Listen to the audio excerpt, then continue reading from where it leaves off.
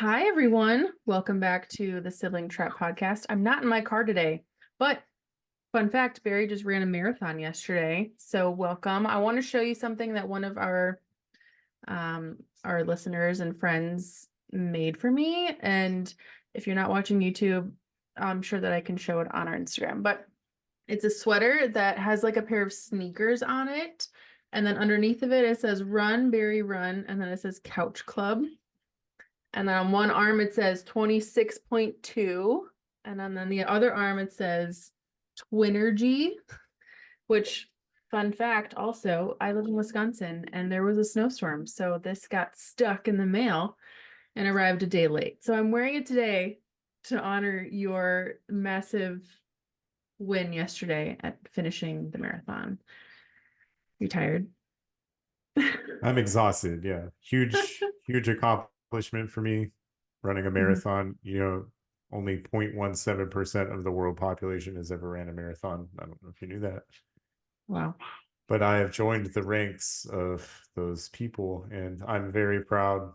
My best friend Scott flew in from California on Friday to run it with me, and I would say that if he wasn't there, I may not have finished, to be honest. I definitely would have finished with the time that I got. So You my think you would have official walked I at the I end? don't know if I would have walked, but I definitely wouldn't have had the motivation to keep going. How are you It's super feeling? cute. I'm feeling better today. Yesterday was rough. I'm not gonna lie. I was not a happy camper. Between a half marathon and a full marathon, they're just two different races.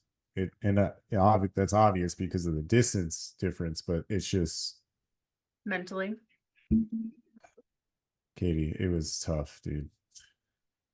I can't I can't lie. It was tough. I would say the biggest thing was we made it to like 20 miles and I hit like a breaking point. Oh. Yeah, my legs just making them run was like taking everything out of me. And Scott and we set out on a pace that I felt like was a little bit faster than what I wanted to do, but I'm glad that we did because it saved me in the time game. You were Because like 9 to 10 minutes, right? Because I saw a notification.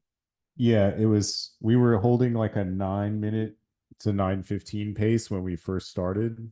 And then Hmm. we got to like, I want to say mile 15 and we slowed down a little bit to like 9:30. Yeah. And then mile 20, we were like, okay, so we brought these goo gels, right? And they're like the octane. So they have like a ass ton of amino acids, sodium, and caffeine, right? Yeah. The three things to keep us going. And the last one that I took was blueberry pomegranate, and it tasted terrible. I started gipping and I was like about to puke Oh my God. and this is mile 20. My hips and my legs at this point were already screaming pain. It was just, like I said, like it was a completely different race than a 13.1. And I'm not frowning on people who run half marathons, but the full, that takes some serious mental strength. It was incredible. And we were like, I would say the entire race, Katie, we were Hmm. passing people just like, and we started in the D corral, which was, The back. I mean, there's, yeah, pretty much the back. It was A, B, C, D. And we were at the middle to the back of D. And I'm not kidding. Like we passed thousands and thousands of people. And it was like it felt great. And then we got to like mile 20. And like I said, I took that last goo gel and then my AirPod died. So I had to switch AirPods. And then like I fell back from Scott a little bit. And he was just I'm so proud of him. I mean, he finished 5 minutes before me. Mm. So there's not like a huge difference. Yeah, he got a 4:13 and I got a 4:18. Okay. So like, or no, he got a 4:12. Sorry, 4:12. So he finished 6 minutes faster than me. So at some point, he told me he was like, "Yeah, I think it was like mile 22. There were like overpasses that we had to go under, and it was Hmm. like rolling hills, and those hills hurt so Yeah. bad. Like it took everything out of me to just keep running, keep running. I didn't walk once, but I was running at such a slow pace. Like when he broke away from me, I was just like, I'm not going to be able to catch back up to him. And I Mm-hmm. was like, I'm not also not able to keep a 9:30 pace anymore. I slowed way down like to 10:30. And I was Yeah. like, I'm just gonna have to cruise this last 6 miles, just get it under, like stay under 11 minutes and I'll have a good time. I was like, oh man, I'm probably going to be more towards like 5 hours. It sucks. It got really demoralizing. I didn't have anybody to run with at that point. And I had this one like Asian guy who's like young, like in his early 20s. And he kept run walking, but he would start running as soon as I caught up to him. And then he'd Mm-hmm. run. And he'd stop and he'd start walking. And I'm just like, fucking turtle in this shit. You know, like I'm just keeping my pace, listening Yeah. to music. I had a couple really good songs come on, gave me some energy boosts, passing some people, cheering on the side, like seeing signs. Like it was so profound and probably one of the coolest experiences. Like running a 13-1 race is cool, but like being in the Houston Marathon, there were 34,000 runners on Sunday. And It's more than my town. I was just like, wow, this is incredible. Like being able to run through the downtown streets, like running all over places that I've literally driven whenever I was a striker driver, like going to these hospitals and stuff, because we ran right by the medical district. And I was just like, wow, this is so cool. I get to do this. I get to run 26.2 miles. I cried as soon as I crossed the finish line. Like I really stepped it up because like the last 0.2 miles, you can't see the finish line. Yeah. Like you run and then it's like you turn the corner on the block in downtown and the George R. Brown Convention Center is like right there. And it's like you don't see the finish and then it's like boom, as soon as you hit that corner and it's right there, you're just like, oh my God. Like I sped up and I felt great. I had the runner's high, people were screaming and cheering and there was like nobody else around me. It was just me. Like I eventually passed the Asian guy. He stopped. He stopped, dude. I'm not kidding. For like a solid 2 miles, he was like run walking. And every Yeah. time I caught up to him, and it was like mind fucking me. I was like, this guy's really fucking me up, dude. And he eventually, I passed him and he didn't start running. And I was like, yep, this is my moment. And I kept going and I kind of like, I don't know if I found a new stride or what, but like my legs still hurt in more like, dude, probably the worst pain I've ever been in my entire life. But I just Wow. kept going. I was like, I'm not giving up. I'm not stopping. And I just one foot in front of the other, jogging. And then I've passed him and I was like, all right, now you can really step it out. I had like 2 miles left. And I'm not kidding, Katie. The 20 miles, easy. Not easy, not as hard as the last six. It Mm-hmm. really, people talk about it all the time. They're like, oh, a marathon is really two marathons in one because the first 20 is like a marathon, and then the last 6.2 is another marathon. Because that's really like, that's You how gotta dig deep. serious, yeah, that's how serious you have to really like clutch mentally. And they're not fucking joking. Mm. they're not kidding. And now me and Scott are like, we have to do another one. We have Oh, to really? do That was gonna another be my one. next question. I was like, I don't know how excited you're to do this again. It was terrible, but we were both, when I dropped him off at the airport today, he looked at me, he said, let's look at the next race. I want to do another one. And I was like, I do too. I want to get sub 4 hours. That would Okay. be that would be fucking amazing. I got 4:18. My official time is actually 4:23, which is sad, kind of sucks. We had to stop to pee and there was a line at the Porter John, so we had to wait. So my official time was 4:23 and his was 4:17. So, Okay. but still doable, very Proud of doable. you. I think if we ran like a 9-minute pace, we could get there under 4 hours. And I got to a point where I was just like, mentally, I was just like, I'm miserable. I'm gonna be miserable. Accept it. Just run. And Yeah. it was great having Scott there with me because he really kept the pace for me. But there were times where like, I don't know, I felt like we were going back and forth on the Mm-hmm. pace keeping because there and before, so like the 13-1 half marathon course and the 26-2 course are obviously different, but there was a point where it was like we went right and they all went straight, and Okay. it was crazy. Me and Scott talked about this afterwards. It was like a herd of cattle on the left, and then it was like one or two, three, four people on the right. So like Wow. you, when we hit the split, you could really see the difference in who was doing the marathon and who was only doing the half, Mm-hmm. because we were going at the same time. And that first, I want to say it was probably like mile 8 was where that split was. That Mm-hmm. first 8 miles, we spent a lot of time weaving in and out of people. Cause like I said, we were holding like a 9-minute pace. And most of these people were like 10 or 10:30, 11 pacing. Mm-hmm. So we were trying to have to like squeeze through people and like mode through, like basically weave our way. And Yeah, like me and Scott kept having to link back up. Like we would take our own paths and then we'd meet back up. And we were just like magnets the whole way, which was great. that's And good. it helped. It really did help having him with me. And I'm super thankful that he wanted to do it. Um, Doing it alone would have been tough. Mm-hmm. And that might be something that I want to do in the future, run a full marathon by myself, maybe, next year or something like that. But Not in um January. well, maybe. I don't know. I don't know if Scott's going to want to come back out to Houston for the Houston Marathon, but I think I'm going to run it every year. I kind of have a goal in my head now to legacy, which What is does that like mean? you become a legacy marathon runner when you run 15 of them. I think it's 15. So like 15 years in a row.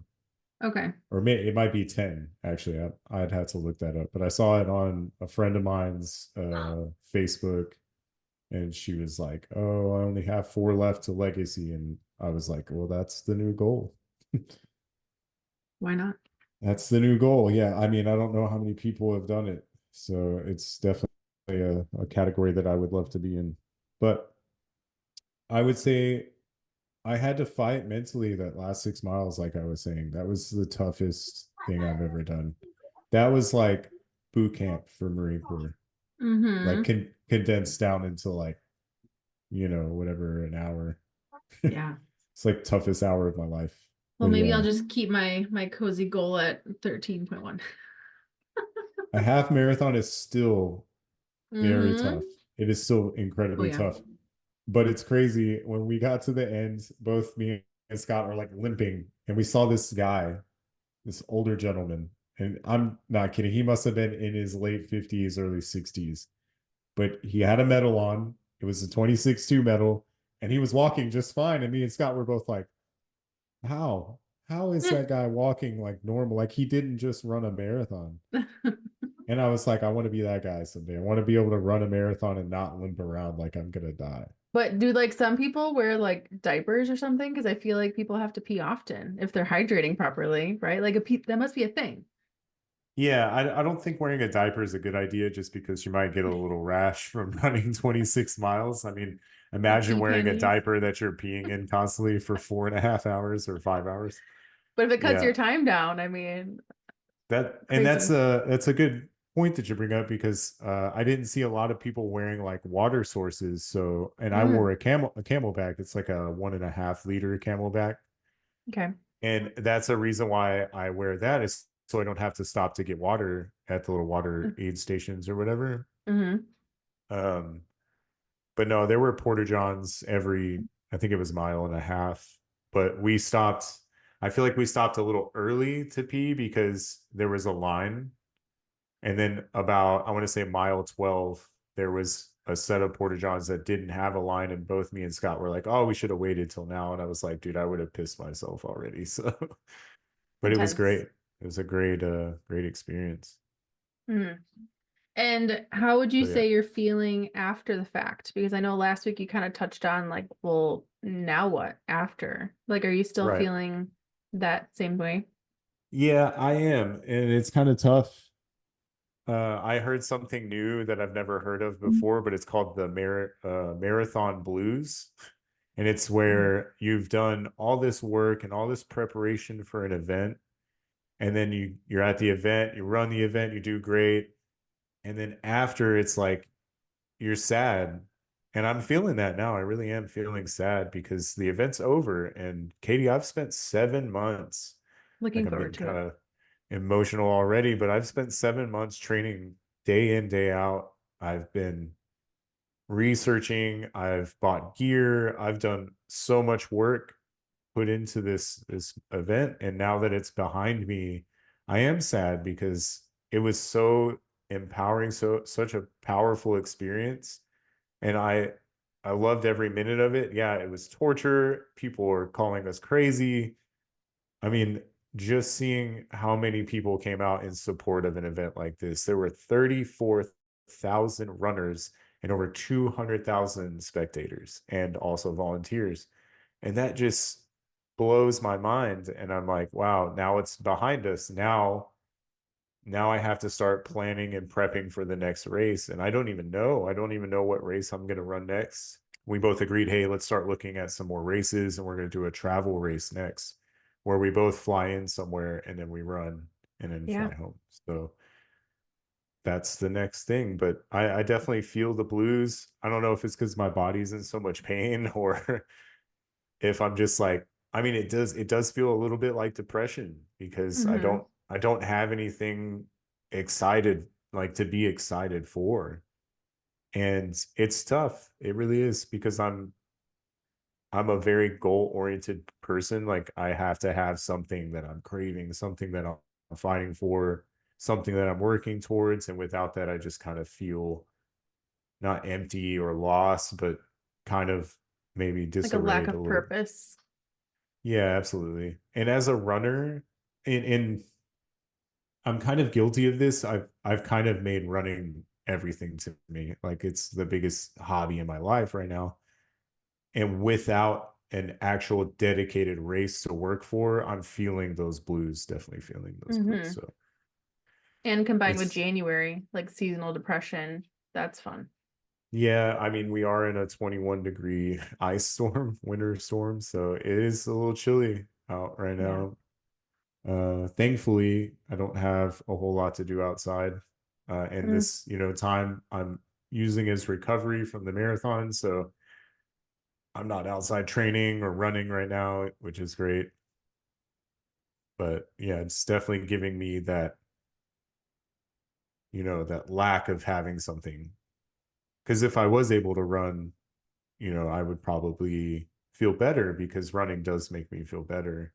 And I Yeah. have definitely made it kind of my life. I've had a lot of friends from my previous life tell me, "Oh, all you care about now is running," and I'm like, "Well, I mean, I care about a lot, dude, but yeah, running is definitely something important to me because it's helped me. It's saved me from a lot of depression, a lot of heartache, and it's given me a lot of purpose. It really has. And none of them have ever ran a marathon. I can tell you that much. Mm-hmm. Did So, you get the runner's high yesterday or no? uh, everybody always talks about this runner's high like it's this fable thing. And honestly, I don't think I've gotten a runner's high from an event. Mm-hmm. Maybe at like some point, like when I finished, yeah, I was emotional. I started tearing up a lot. Scott was there waiting with his arms open. We hugged it out right there at the Oh, finish line. It was super cute. I wish we had like a photographer or something to snap yeah. pics of us doing it, but um I the runner's high, I don't quite know how to explain it, but there was a point where I was incredibly happy. I had a huge smile on my face. Yeah, it was freezing cold. It was probably super miserable, but there were people screaming and cheering. I was running next to my best friend, and we were moving quick. Like and like I told you before, we kind of had to like bob and weave our way through people because they weren't running at the same pace as us. And we were trying to get a good time. So, but there was a point where it was just like me and him. There wasn't a whole lot of people, and there was like hundreds of people on the sides of the streets, and they were screaming and cheering. And this one younger set of girls was like, "Go thing one and thing two!" Like they started screaming, and that was our the names that I had registered us under was thing one, thing two. And I had a huge smile on my face, and I was super proud, and I was super happy, and I was just like, man, I get to run in a race like this. And it's just, it was such an honorable moment. And I guess that was my runner's high. That was the moment when I was like, I'm doing this. We're doing this. And I Hmm. smiled ear to ear and I got a little emotional. And I was like, man, I'm so lucky. I'm so lucky that I'm able to do stuff like this because It's a there's big just deal. so many people that aren't able or not capable. Yeah. Hmm. Um, so I guess that leads into like your topic of choice today, and it's like, how do you care for yourself when you're experiencing whether it's like a chapter of depression or like a little wave or a gust of depression, whatever you want to Right. title it. How do you plan to nurture and care for yourself in these next, I don't know, oh, happy 4 for 4. Sorry. Oh, yeah. I just Um, saw it too. we usually send each other screenshots or like, hey, by the way, 4 for 4 or 5 5 5, On the whatever it daily. is. Yeah. Yeah, we do. But how do you plan to like care for yourself for the next couple of weeks while you're like rebounding? Rebounding. What a term. Sorry, but like, Yeah. bouncing No, back, I guess. bouncing back. Yeah. Hmm. So the biggest thing for me, and I've noticed this over the last 7 months to a year, is just really focusing on your goals. And I know a great way to help with that, and it's called scripting. Yeah. And I've been keeping up with our scripting challenge as much as I can with the marathon and everything. I have my daily stuff done. I did some of it last night after the marathon. And my scripting is about my job and what position that I want to go for and making sure that I'm putting out into the universe how I want that to come to light or come to reality fruition. So I would say is like maintaining focus. That that is like the number one thing that has, like, during a seasonal period of depression, I lacked focus. I lacked a Hmm. lot of focus on what I was doing, where I was going in life, who was going with me, and honestly, buckling down and trying to maintain those three things is really beneficial to getting out of that depression. And if I translate it to like the marathon training, I still have a lot of training to do. I still want to get a sub 4 hour time. So there's a goal there that I need to set for myself. And I have to think about how I'm going to get there. Hmm. And what that entails is going to the gym, lifting heavier, doing harder workouts on my legs and my core, doing a lot more mobility training. Maybe seeing a chiropractor is probably going to help at some point. I We're definitely need getting to get old. some, yeah, I definitely need to get some joints realigned for sure. Um, and also, getting back out on the road and start running again and start upping my mileage again. Because for the last 3 weeks, I've been tapering. So I took my longer runs and I shortened them up so that way I could save my legs and not be too uh, sore or have any like issues like blisters and things like that before the big day. So picking that kind of stuff back up is going to lead me out of my marathon blues depression. And that can be applied to anything in life. If you're, depressed that you don't have a job, well, get out there, find a job, find what career path you want to take, go to school, take some, personal growth courses, things like that to really empower yourself. If it's dating that you're depressed about, maybe go. I would never promote like dating sites, but maybe go hang out with some singles groups or do something like that. Or, there's different ways that you can connect with people. And then not only, I'm glad you shut the door. My son went to the um, bathroom. That's all. yeah. No, I mean there's ways. As a single person, I've learned that you can still feel happy about. I mean, the dating pool sucks. It does. Like that's like something that I think everybody can agree on. Yeah. But maybe it's time for you to be single. Maybe it's time for you to seek out some personal development in that singleness. That's something that I've definitely done in the last few months.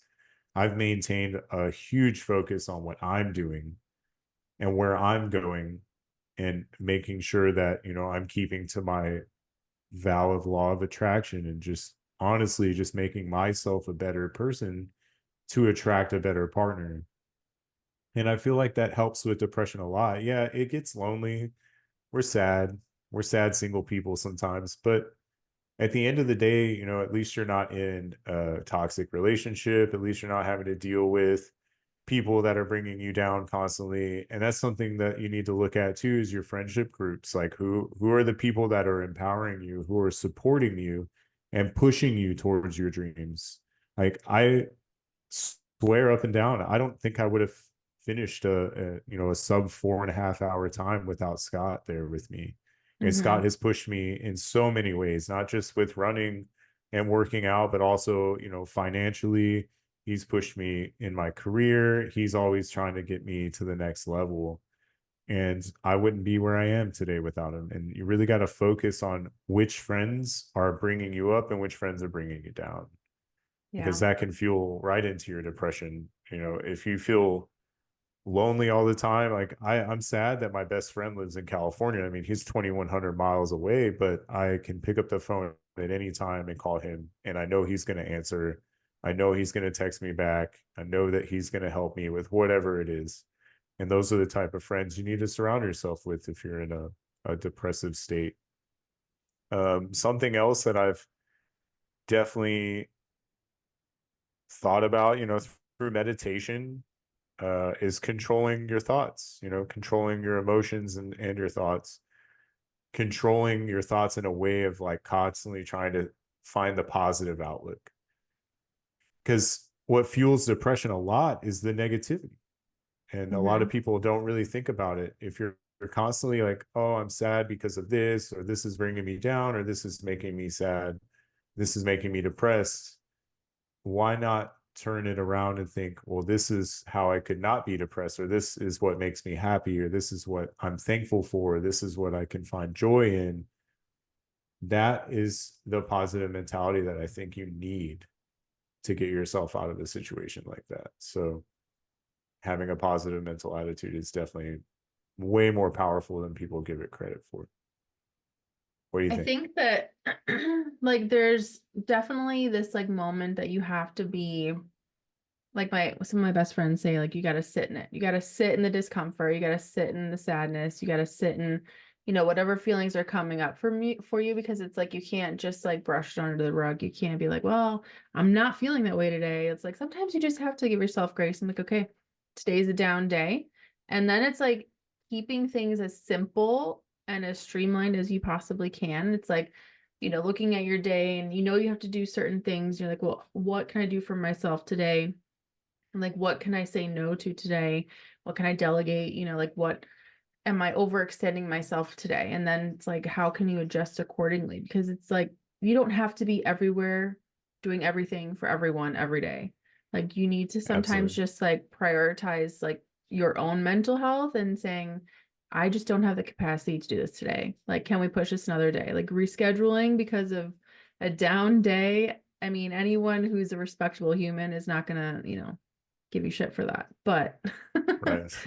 that being said, um, scripting definitely helps. I think that I don't know, I'm in this phase of life where depression's like a backseat driver every day. Like it's always there. It's not really like I haven't gotten able to like push it out the car yet. That'd be nice. Right. But Right. it one day.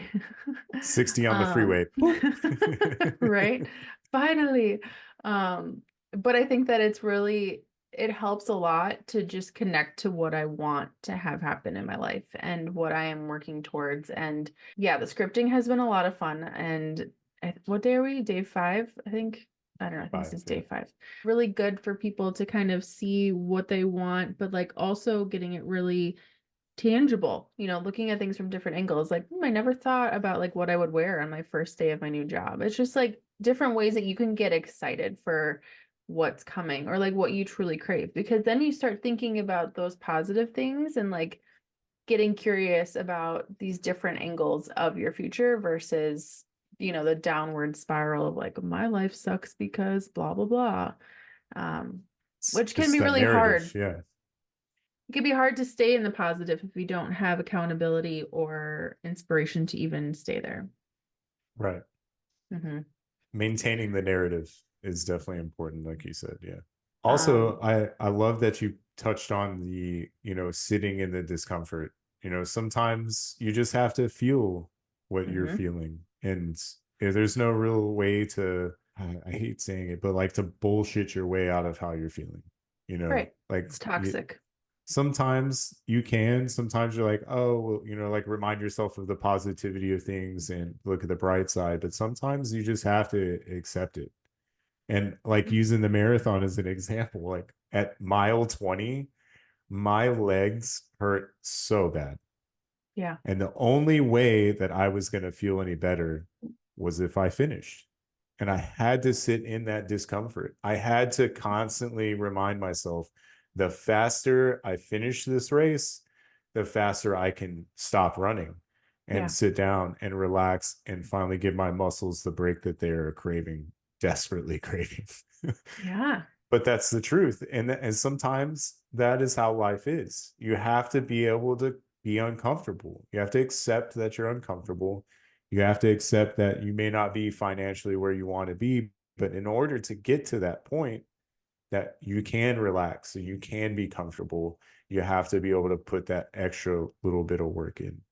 And I think a Hmm. lot of people, they don't give themselves enough credit or enough grace. Like, hey, we just ran 20 miles. Of course, we're uncomfortable. Anybody's going to be uncomfortable after running 20 miles.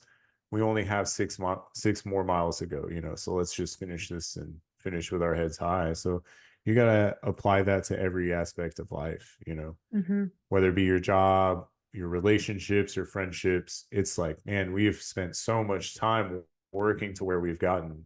Why would we give up now? And you Yeah. really can't. You just got to have to accept that, yeah, you're tired or you're depressed or you're lonely, whatever the case. Just accept it and find a way to finish out your race. I love Pun that. intended. Um, and I think that like some days where it's just like I can't even think of something positive for the future, like just focusing on like the small things that will bring you joy, right? So, um, I had a really good example of that. Oh, okay. So like this is gonna sound really silly, but like I work at Amazon and for the beginning of the shift you have to like do the stretches, right? And like I get so excited for the hamstring stretches, like it's a highlight of my day. I'm like, yes, like little things like that, or like drinking kombucha, like what can you do through the day?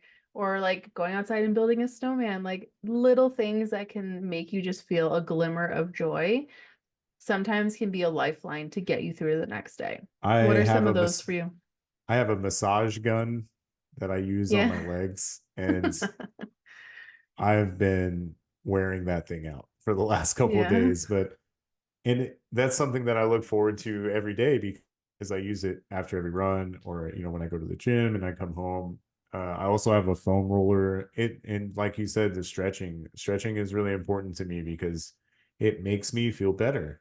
A Mm-hmm. lot of times my legs get tired and they get sore, and stretching them out always helps. It always makes me feel Yeah. better afterwards. I've never ever laid on the floor to stretch and then after stretching been like, that was a waste of time. Yeah. I've always looked at it like, wow, I feel better. I feel more limber. The mobility is there. That's Mm-hmm. important. So other things, like I enjoy listening to music. I put music on, I throw a good song on, and it makes me feel better. And sharing music with other people, that's another thing that makes me happy. Little tiny bits of joy like that definitely absolutely add to the happiness that goes around. So What candle are you burning lately? Because I know that's another thing that uh brings you joy. I'm still on the whiskey oak Mm, candle from Target. It smells okay. fantastic. It's actually burning right now. Mm, look at that. Um, So that's great. Also, how did the NASA thing go last week? oh, it went great. It actually really, really went well. Me and Mm-hmm. Peter, so my supervisor at work, we showed up. We actually got a tour of the NASA Mm, facility there on Ellington Fields. big deal. It was a big deal. The lady brought us around and showed us all the astronauts, uh, like all the guys who fly like the trainer jets and all that stuff, like all their offices.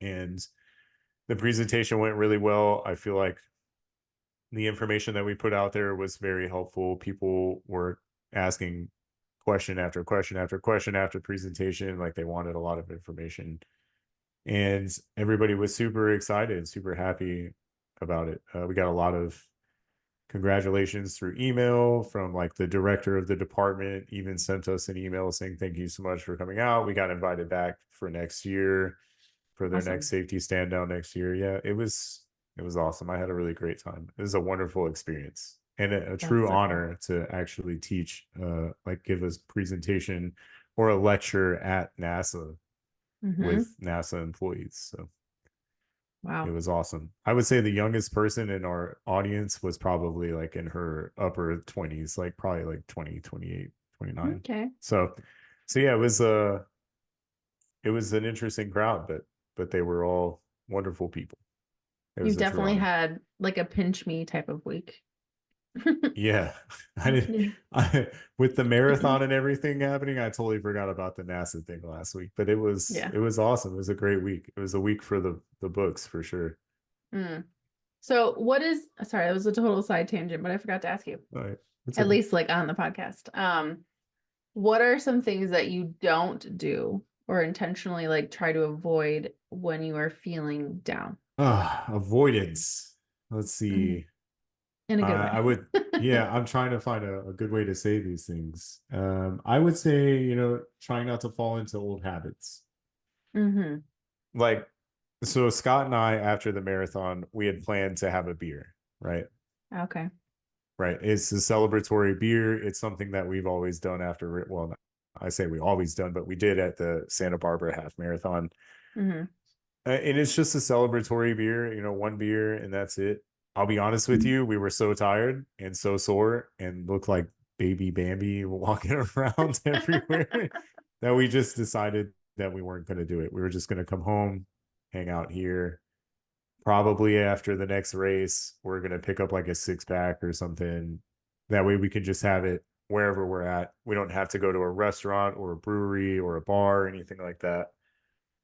So I'm technically still alcohol free, which is great. Yeah. The biggest deal. So we actually had a soda instead of the beer Okay. because after the race we got like complimentary food inside the George R. Brown Convention Center, which was kind of nice. It was like eggs, sausage, pancakes, and biscuits and gravy, which was, I mean, it was okay. It reminded me of Marine Corps food, honestly. I was like, oh, this is Marine Corps breakfast all over again. It's got laughs. But I don't drink soda. So I was like, hey, Yeah. we had a soda. I don't even remember the last time I had a soda, Katie. It was probably, I don't even know, like May last year, Yeah, I have maybe one like before that. every like 3 months. It's a big deal. Yeah, I've completely cut them out of my life. I drink, water, juice, milk. That's it. And coffee. I still drink coffee, but gotta have something. Gotta Yeah. have one vice, right? But Mm-hmm. yeah, so like we had a celebratory Dr. Pepper together after the race. Um, but yeah, the point is that like try not to fall into bad habits. Like previous things that you've cut out of your life to get yourself to like a better place. I know like a lot of depressive thoughts are something that you want to stay away from, like not necessarily like feeling sorry for yourself, but thinking, oh, like the what if game, right? Like constantly, what if I did this better, or what if I had done that, or what if this had happened instead of that? Because you can't control what's happening. You have to learn to let go of what you can't control. And I think that some of my biggest downfalls are a falling back onto old habits like drinking, um, and clutching to that as an escape from the depression. Mm-hmm. You know, I don't frown on people who drink. If you drink, and that's your choice. Just like, The why are you drinking? Yeah, my problem is I drink my emotions. So if I'm sad and I drink, it's just gonna make me even sadder. Yeah. Um, more sad, whatever, sadder, more sad. Um, and that's my problem, and that's kind of why I don't drink anymore. Like, one of the main reasons why I don't drink anymore. Not to mention, it never makes me feel any better. Honestly, I feel Hmm. like complete dog shit the next day, and I don't want to, ever drink again. And I say that every time. But another thing is like communicating with people who are just toxic for you. Like, if you're in a state of depression and you're with people who are not uplifting, who are not supportive of where you're going, who are not trying to help you, and who are only hurting you, why would you want to talk to them? Why would Right. you maintain that, friendship or relationship or whatever it might be? Why are you keeping that alive? You should just let it go and maintain your own, whatever, maybe not maintain your own friendships, but like look for the people that are supporting you and try to give them more focus, more attention. So I heard this quote the other day. I think it was actually from Joe Dispenza, which I've been listening to his meditations every night, and it's an acquired taste, but they're helping me. Um, but he had said, like, because someone was asking, like, I have a problem with like overeating, overspending, or whatever it was. And he was like, I don't think that you're addicted to the thing. I think you're addicted to the guilt that comes from you doing the thing again. And I was like, that's such an interesting perspective to have. It's like, we're always like, not always, but like when we do these things intentionally, knowing that we're going to feel like really bad about ourselves after, like, are we actually addicted to the alcohol, or are we just addicted to the guilt that comes from it after? And I was like, Right. it's uncomfortable to think about a little bit. It is. Honestly, I hate feeling guilty. That's like one of the Yeah, main things that keeps me awake at night. I just, really. yeah. And I don't like feeling guilty about decisions that I've made in the past. So Yeah. I have the bad habit of like playing those scenarios over and over and over in my head and trying to, I mean, is it healthy? Probably not, but I'm trying to find like the better scenario. Like, how could I have made that better? And I know Yeah. I just said, having those negative thoughts like that is a detrimental way of like Keeping constantly you like there. downward spiral. Yeah, you're just Yeah. downward spiraling yourself. And it's taken a lot of strength and a lot of focus. And I think meditation has been the number one way for me to stop that. But it's taken a lot of focus for me to not continue those habits of Hmm. constantly downward spiral thinking about specific scenarios. And to the listeners out there, if you're doing that, it's not the worst thing in the world to do. It's just not good for you. And you have to constantly remind yourself of like you're only human. You're gonna make mistakes. And a lot of times those mistakes are the biggest lessons that, generate that positivity in your life. Like, okay, hey, I did this or I made this decision and this was the outcome. What is the best way for me to not make that same mistake again? And, it might help you see things on like a more grander scale. But the whole point is like, don't get wrapped around it. Don't constantly think about it. Don't dwell on it for too long. And like I said, meditation is a great way for you to escape that kind of feeling because it really does teach you how to control your thoughts. Like you have to Hmm. judge things dispassionately. You have to be able to look at scenarios and think black and white and think positive or negative and not to judge the situation, but to look at it in a constructive manner versus destructive. That's like the biggest takeaway I think Yeah. And anybody could get.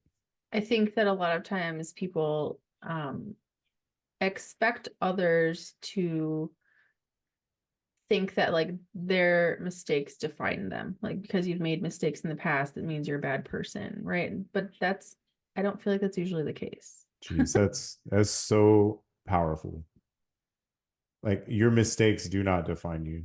They Yeah. do not define who you are. It is not your character.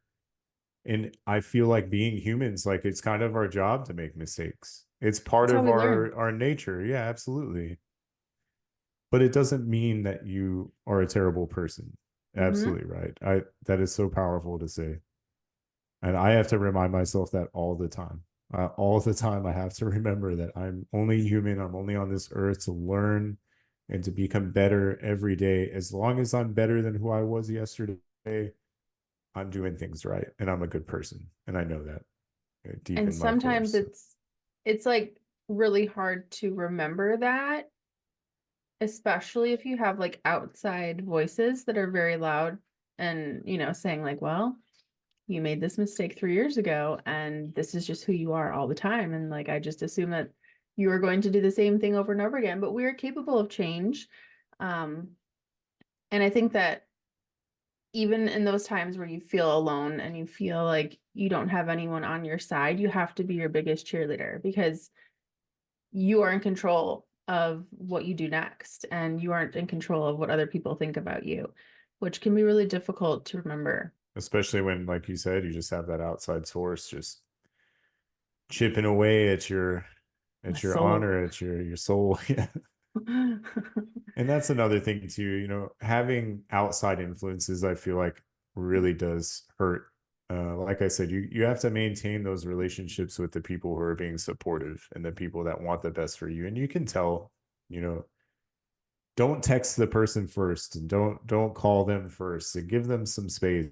And if they reach out to you to check on you, you'll know the difference between who needs you in their life or what they're getting out of you and who wants to be there to support you.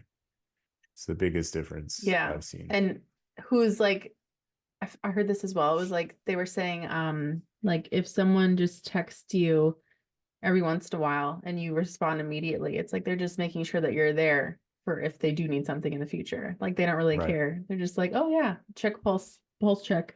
Um, and it's like if you aren't in the position where you get away from these outside negative sources, I think it's really just like maintaining a boundary of like an energetic boundary of like, well, like their bullets aren't going to get to me anymore. And, their thought process and their opinions are theirs alone. And I know who I am at the end of the day. And, it's choosing who you listen to. That's really hard because it could take one moment of weakness where you start listening to the wrong voice and it could take everything down.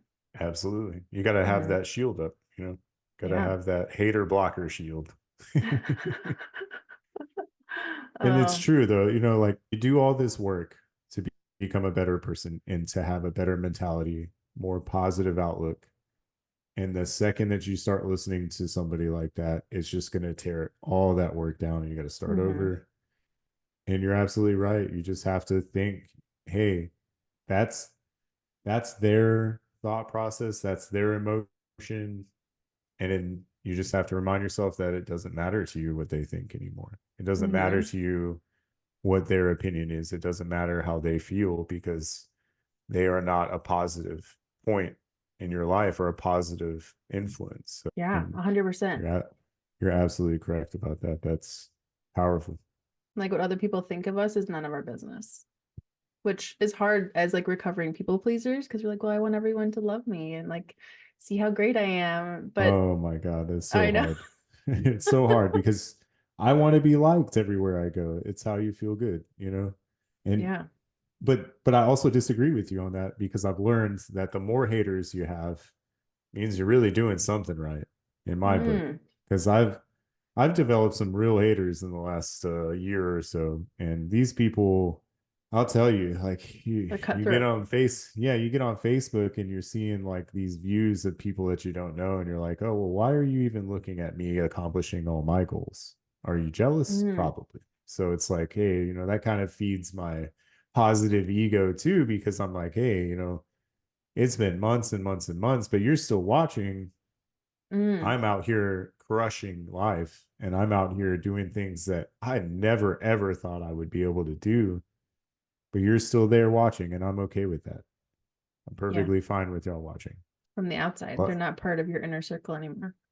well, yeah, but that's the thing is I've you know taken the time, blocked them, ignored them, done everything to maintain my distance from them, but Hmm. them still being there and like me seeing that they're still there, it doesn't affect me because I'm not like, oh well, why? I'm like, well, that just feeds into my positivity because I'm like, Yeah. well, obviously I'm doing things right if they're still trying to maintain that contact. They're still trying to see what I'm doing.